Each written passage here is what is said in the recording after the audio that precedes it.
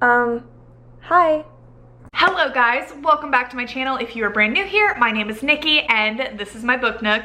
Y'all, I'm so excited because we are bringing back a video today that is seriously my favorite type of video to film on this channel. I don't know why I haven't done one in so long, and I know you guys love them too. You've been sending me requests and I've been listening.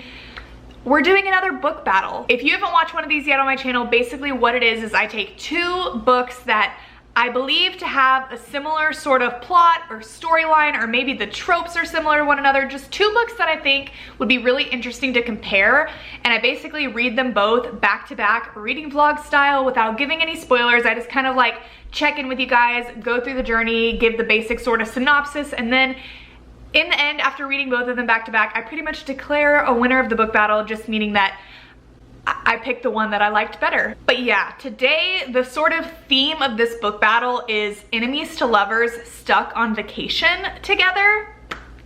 It's so specific and so freaking perfect for summer. I've been planning on doing this since like December of last year. Honestly, before that, I wanted to read both of these books last summer, and the fact that it's about to be summer again, I'm about to go down a spiral if we go there. But anyways, we're gonna be comparing The Unhoneymooners by Christina Lauren, literally the book of the summer. Last summer, I think I'm the only person left in the book community that has yet to read this book yet. I've had so many requests from you guys to read it, and I've been saving it because I wanted to do this book battle. So here we are, The Unhoneymooners versus The Layover by Lacey Walden. And I have heard way less things about this book than I have about this book, but I am equally excited to read this book, if not more. Basically, the vibes, the gist of both of these books, I will go through what I know, which is very little, because if I'm interested in reading a book, I try to find out very little. But what I know of The Unhoneymooners is it's basically about like a bridesmaid and a groomsman that are in a wedding party together that do not like each other, and something happens where the bride and the groom can't go on the honeymoon, and I think they all get sick or something. I think everyone in the wedding party gets food poisoning, and so the bridesmaid and the groomsmen end up like taking this honeymoon because they don't want it to go to waste. So I think there's like maybe a fake dating element to it too. I've heard so many things about it. And The Layover, very similarly in a way, is about a flight attendant and a pilot. Right away, workplace romance. If you guys know me at all, that is my absolute jam. So is fake dating. So we have some little additional tropes here that are gonna be really fun to try out on the side with the main trope and theme. But what I know of this one is I think it's basically just a flight attendant and a pilot that do not get along, that get stuck together on a layover. So stuck on a vacation, stuck on a layover, some fake dating, some workplace romance. I think they will both be so good. I'm so excited to read The Layover because it was actually written by a flight attendant during her mini layovers, and that's seriously one of my favorite things, when a woman writes a story about a workplace or a field that she's been in, like The Love Hypothesis by Ali Hazelwood. She was actually a scientist. And then like The X Talk by Rachel Lynn Solomon. It's about public radio. She worked in public radio. I just think it makes the setting so much more genuine and real and interesting because they've actually lived it. That's a weird sidebar, but yeah, we're reading these two books. I'm very excited about it. I'm a little bit nervous as well, and I'll get into that further on, maybe leave a little teaser there for you. But I think I'm gonna start with The Unhoneymooners just because it's been on my list for so long and so many of you have been begging me to read it, and it's kind of the one I'm a little more nervous about, and I just don't know. I don't know how it's gonna go, but I'm hoping and praying. This is me right now saying that I wanna love it. I wanna love it so bad. So yeah, I'm just gonna get started. I will probably check in, I don't know, in 100 pages or so, or once I feel like I've gotten the very basic plot, I will check in with you guys and talk about it. But yeah. Are y'all excited? I'm so excited. Okay, let's get started. Hello guys. I just about damn near forgot to even check in with y'all because I am like 150 pages. I'm almost halfway through, and I've read this all in one sitting.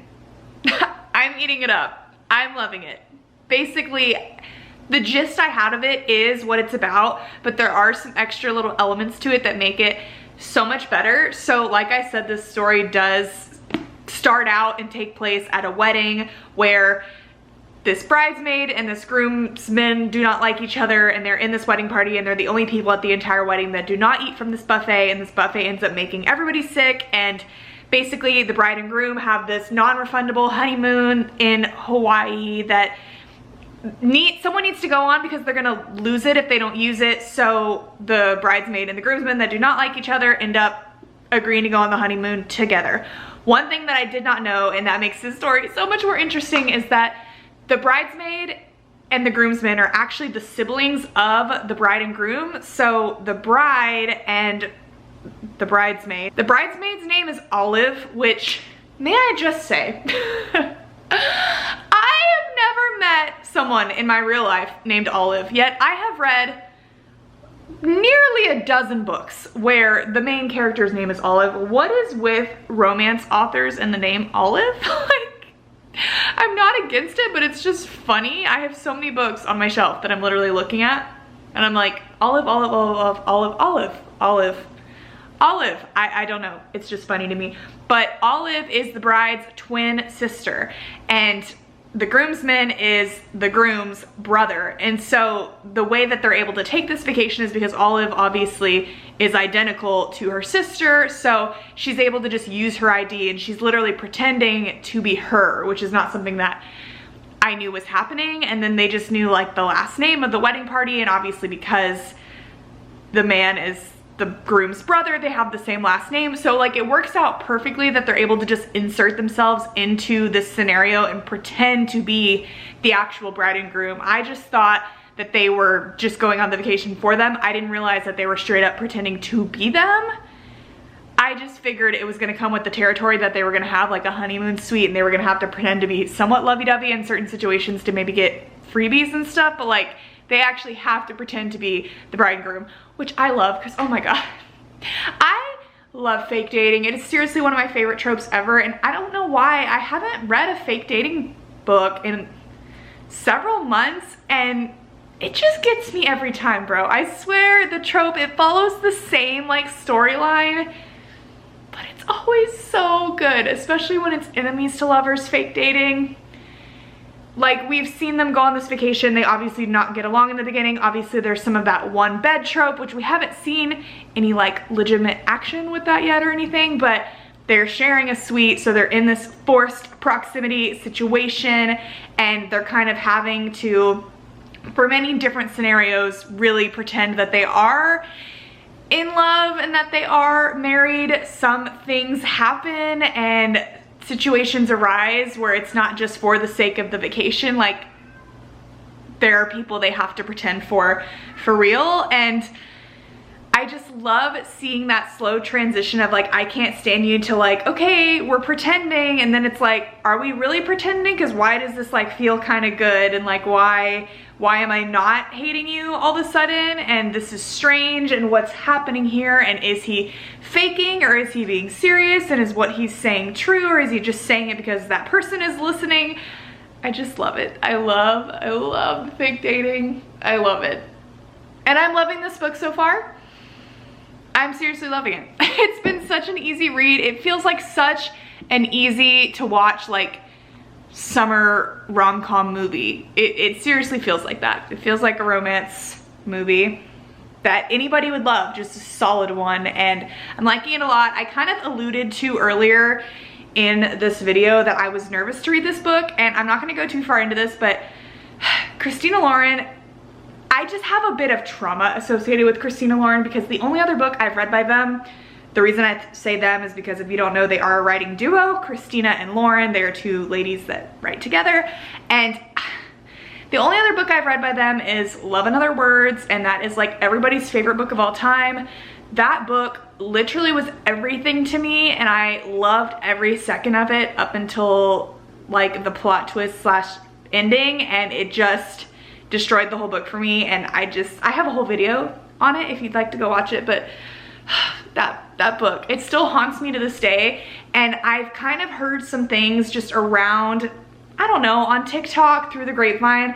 I kind of hear that it's a bit of a thing that Christina Lauren books follow this pattern of like, they're really, really, really good and they start out really strong, but then there's always kind of like, I don't want to say always, I've just heard this from some people and it's made me cautious to read more of their books, that they kind of have like a plot twist sort of thing, and the book just ends super rushed and is just kind of never ends well. I've heard that multiple times, and based on my experience with Love in Other Words, I'm just afraid for that to happen again. So I'm just here to say I'm loving this book so far. I have zero feelings right now like I'm going to dislike it, but I hope something like that doesn't happen, where some just, I don't want to say unnecessary, but just something unnecessary happens that just ruins it for me, and that the ending is just crappy. Like I'm knocking on wood, hoping that doesn't happen. But yeah, I'm gonna continue because I'm really liking it. So I will check in with you guys maybe before I finish, or maybe after I finish. We'll see if I have self-control, but yeah. Okay, hello guys, I'm on page 285, chapter 15, and okay, I have a lot of things to say. First of all, I still really love this book right now at this point. Like, I've underlined many little one-liners. I think it's very cute. I loved the enemies to lovers transition. Like, I think everything about that was great. I have a few comments though.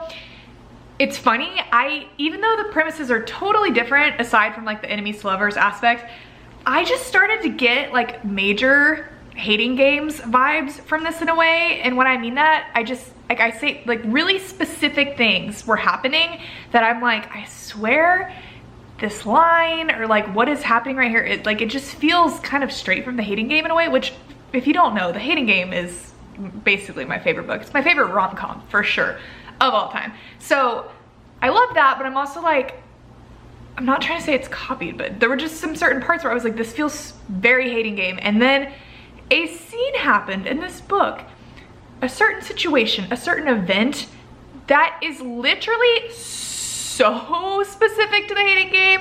If you know, you know. Like, when that happened, I'll say it's an excursion that they had on their honeymoon. And I'm just like, it doesn't make any sense in the context of their honeymoon. And so I just thought that was really weird, that I was literally thinking hating game and then that happened, and I feel like it weirdly, I don't know. That's just a sidebar. Regardless from that, really liking it. Like I said, I'm just giving my critiques here. I feel like I'm saying I'm liking it, but then I'm sounding negative. I'm just talking to you guys. This is what we do. One of my pet peeves in books, or just one of the things, I don't know, just something that I hate is X's in books. Like, I don't mind love triangles. I love love triangles, in all honesty. I love some temptation aspects of things.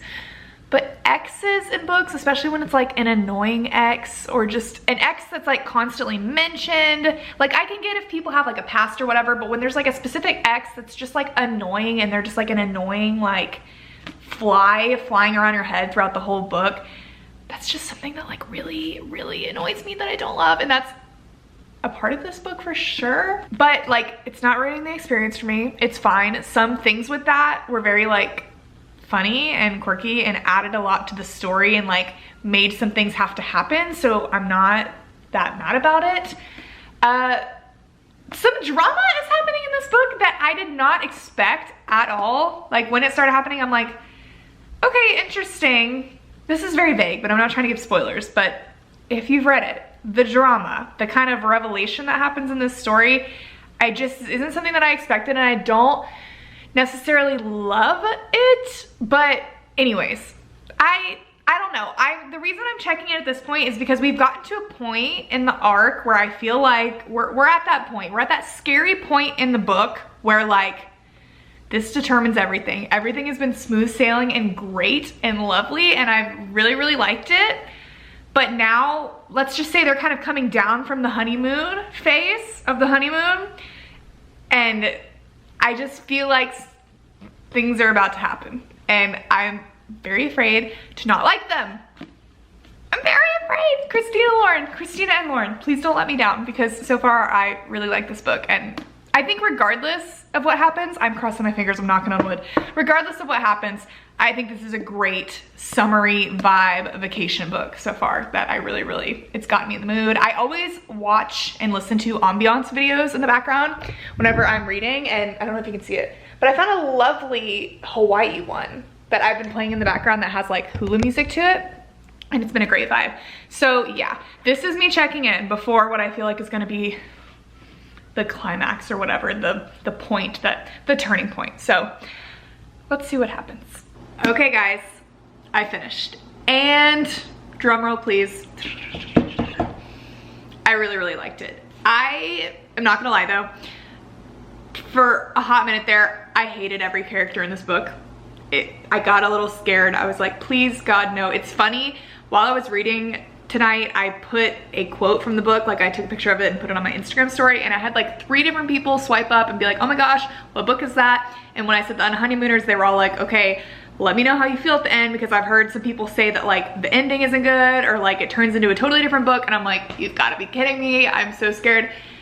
And I understand what people are saying by that, because definitely the last 100 pages is a big shift. It's very different from the rest of the book, and for sure there was a Christina Lauren twist in it and section of it that I just was like, ugh, like groaning, didn't love. It got a little gaslighty for a minute there and I didn't love it, but it 100% redeemed itself, and I really, really loved the actual end. And it was just really cute. Again, it was a fun summer vibey vacation book. I will say, if I may analyze, Olive was an interesting character because I just didn't know how I feel about her, and maybe the reason for that is that because we're too similar. In a lot of ways, I felt like I related to her because she's totally an overthinker. She's totally an overanalyzer, especially like with her whole situation with Ethan. I could see ways that she was like questioning herself and trying to like gauge how she should act, because she like, you know, do you like me? Do you not? And like I could see some of myself in that and I could relate, and I'm like, okay, love this girl. Like I get it. I get her brain.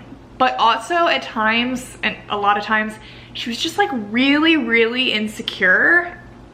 And I was like, girl, get it together. You know, like you're a bad bitch. Stop being so insecure. And just, there was one particular aspect of this book that she just kept like harping on over and over. And I'm like, can we get over it? Like really, it's okay.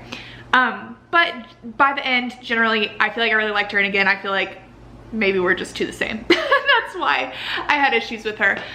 Ethan, I really, really liked, but he is included in the bunch of people that I very much hated for a second there. But again, totally redeemed himself. The ending was good. It was cute. I would probably give it at this point like 4.25 stars. I think that's where I'm landing. I really, really liked it. I liked it a lot better than, it's so hard to say. I'm not gonna talk about Love in Other Words because, again, the part of Love in Other Words that I liked, 5 stars, literally 6 stars, but the ending, the plot twist destroyed it for me. So I can't compare, I really can't. But overall, my experience, my enjoyment of this book, the way it balances out would be more. Anyways, it is very late at night, but I'm gonna start the layover now because I'm in the mood. I got my summer Hawaii ambiance on and set up, so I'm just gonna hop right into this book. I'm very excited and interested to see how they compare. And yeah, I will check in with you guys whenever I have something to say. This book is a lot shorter than the Unhoneymooners, so hopefully gonna fly through it real fast. But yeah, I'll talk to you guys in a bit. Okay guys, I am like 100 pages in, about 1/3 of the way through of this book, and it's been a very slow start, gotta be honest. I'm having like a kind of a hard time getting into this, but I stopped at this point because I felt like we were finally at a place where things are about to pick up. It's been one of those books where it's like, I find myself just kind of pausing after every chapter and I'm like, oh, let me just check my phone real quick, and then I've been on TikTok for an hour. Like, it's just one of those reads where it's like, it hasn't sucked me in super fast yet, but basically, what I know so far is this story follows a girl named Ava, and she is a flight attendant, and basically at the start of the story, we learn that she's just gotten engaged to this guy named Alexander, and this is basically, this flight she's about to go on is her last flight because they've gotten engaged, and she has always been a person that has floated through life and traveled and loved going to new places, but it's always been something that she loves but also hates about herself, like, because she wants to be a person that settles down, and she wants to be a person that like wants to settle down and just have a home base. She's always just kind of flown around and been all over the place and never had like a solid. I completely just lost my train of thought because my friend FaceTimed me, but I think where I left off and what I was saying was that Ava has always been a person that like wants to settle down, but I think the thought kind of stresses her out. Like she's just in a weird phase of the idea of settling down. So she's like at this point now where she's engaged, and her and Alexander have basically agreed like she's not gonna be a flight attendant anymore because he's like a lawyer, he has money, and I'm not sure what she's planning to do after no longer being a flight attendant. That hasn't really been talked about, but this is her final trip basically. And it is interesting because like I said, this book is written by a flight attendant, so we are seeing a lot of the like logistics of what it's like. And Ava's going on a 3-day trip, which I don't know if this is how it always is, but it sounds like this is how it works, where you basically spend 3 days where you go to like a couple locations with the same crew and then end up back at home. So this last trip is kind of like an epic one and what she was waiting for, because it gives her a full 24-hour layover in Belize. So she's embarking on this final trip, and basically as she's going to the airport, she kind of runs into this flight attendant named Jack that she clearly doesn't like, and there's clearly some sort of history there and reasons that she doesn't like him. I guess he has like a bad reputation of being like a playboy and stuff, and it seems that he's really close friends with another flight attendant or another guy that works at the same company that Ava doesn't like. Like we're still kind of trying to piece together what exactly all the history is there, but she runs into him right away in the parking lot, and they have several like not so meet cute interactions of like, oh, Jack, like why are you here? Get out of my way. And then of course it turns out that like Jack is on this flight with her, and we learned that Jack used to be like he was in the Air Force and he was a pilot, but now he's a flight attendant. So it's kind of like, what's the deal there? Why are you not a pilot anymore? So yeah, like that's what we know so far, and it's like we're a third of the way through the book, and it's just been a little slow because it's written by a flight attendant. I think she's really trying to give you that experience of like what it's like to be a flight attendant. So we're just getting a whole lot of details of like her going to the airport, her getting on the plane, her checking in with the crew, them freaking taking drink orders and checking everybody's seatbelts and sitting in the jump seat and passing out pretzels, and like it's just been a little slow. And her interactions with Jack, like they've been kind of like they've been interesting. Like there's some banter and stuff, but not a ton. I don't know, like I don't like dislike it yet, but I haven't been super sucked in. I'm not like enthralled quite yet, but I feel like I said, we're getting at a point where they're now on their way to Belize. They had like a flight before that, but now this is like the big flight to Belize where they're obviously going to be there together. I think I sense some forced proximity coming. I mean, there's already forced proximity because they're like working together on this plane at close quarters, but now that they're about to get to Belize, I think things are like really gonna start happening. So yeah, it's very different than the Unhoneymooners. I mean, definitely still I could tell it's gonna have those, I just feel like any book about vacation and traveling just gives me summer vibes, so I am getting that. And I feel like especially when we get to Belize, you're gonna like really get that. But yeah, I'm waiting for this to really hit, so let's see what happens. You guys. Okay, listen. I do not retract what I said earlier. This book had a bit of a slow start, but I was completely right in saying that the part where I stopped, like a little before I hit page 100, like I knew things were about to like start to get going. And once they did, I'm obsessed. I'm so obsessed. This book, first of all, the main character, Ava, I feel like someone came and like scooped out my brain and put it in her. Like, it's very much a book that gives me Emily Henry energy.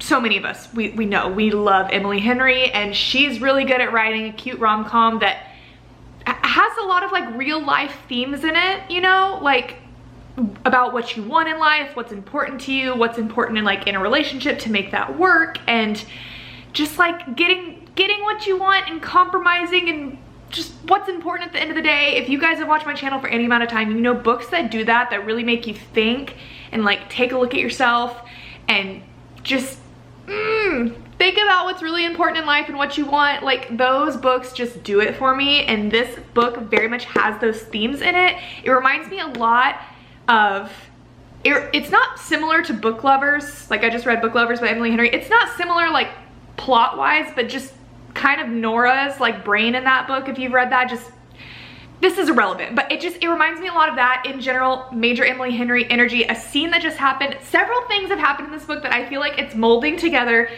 these 3 books, okay? People We Meet on Vacation by Emily Henry, which is one of my favorite books of all freaking time. Something, like literally a scene that just happened in this that reminded me so much of People We Meet on Vacation, and it like made my heart explode because I love that book and just, I love it so much. But that is very much like a friends to lovers story, and that's not what this is. And because of that, it really reminds me in other ways of The Spanish Love Deception by Elena Armas, with the flight and the foreign country and the workplace romance, but the vibes of it, like the relationship and the banter and whatnot between Ava and Jack, reminds me a lot more of like The Hating Game sort of banter. But like, again, another scene just happened that reminded me so much specifically of The Spanish Love Deception. Like, it's just kind of, it's really those 3 books, it's kind of like swirling together. I feel bad when I say The Hating Game because The Hating Game is like, mwah, my Bible. I don't know if I should say that. Just like my top rom-com ever. But it has vibes of that. So if you like those 3 books, I'm telling you, like, I still have 100 pages left, so I'm not gonna like call it, but I'm loving this. And I do not understand how more people aren't talking about it. I'm wondering if people are starting it in the beginning as a little slow and they gave up on it or something, because I really have seen like no solid reviews about this book. And I'm obsessed with it so far. I feel like the Unhoneymooners, there were some like aspects of life in this, not too much though. It was just mostly, this was a very easy read, which is totally fine. Not every book has to be like super deep or anything like that. But this was very much just like easy read, rom-com with like a little added drama, haha, where this has that rom-com feel, but it just feels so much more realistic. And again, has that whole meaning of life, what the heck am I doing, woman seeking her identity and purpose sprinkled into it that I just eat up. So that's how I feel so far, but I'm gonna finish it out and I will give you my final report, but safe to say so far, I'm really loving this. Ugh. Okay guys, I finished and I absolutely loved this book. I just feel like it spoke to my soul. There were so many lines in this book I ended up highlighting, like ones that were soul speaking, but also just cute lines between Jack and Ava. This book reminded me a lot of The Hating Game. Like, I don't know how to explain it. It just, their banter, just the little one-liners between them that seem so small on paper, but like when you read them and in the context, they just make your heart like flutter. Like, it gave me that same sort of feeling, and I haven't had that feeling about a rom-com book in a very long time, I feel like. And it just, I loved it. I loved it so much. If you're a person that has wanderlust, just wants to travel, wants to see the world, fears commitment in a way, but is also like a total hopeless romantic, this book is for you.